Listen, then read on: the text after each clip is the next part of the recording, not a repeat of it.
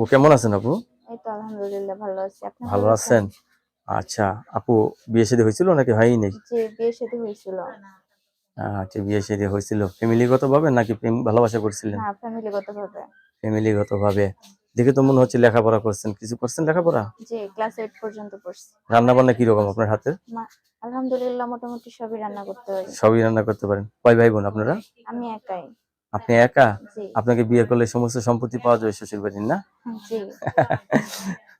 ভাই বোন কেউ নাই, তো বাবা মা আছে তো? আমার আম্মু আছে, বাবা নাই। আম্মু আছে, বাবা নেই। তাহলে এখন আপনি বিয়ে বসতে চাচ্ছেন, ছেলে যে বয়সের হোক সমস্যা নেই। আপনার সাথে অনেকে কথা বলতে চাবে, কারোর সাথে খারাপ ব্যবহার করবেন না, ঠিক আছে? আচ্ছা, জি। কিরকম স্বামী চাচ্ছেন আপনি বিয়ে বসার জন্য এখন? বয়স্ক নাকি ইয়ং জেনারেশন? না, সমস্যা নাই। বয়স বেশি হলেও সমস্যা নাই, শুধু মানে ভালো মনের মানুষ হলেই তো। যে এরকম বয়সী হোক, তার মনটা যাতে ভালো হয়, এরকম একটা পুরুষ চাচ্ছেন বিয়ে বসার জন্য, না? জি। ধন্যবাদ আপনাকে আমার চ্যানেলে সময় দেওয়ার জন্য।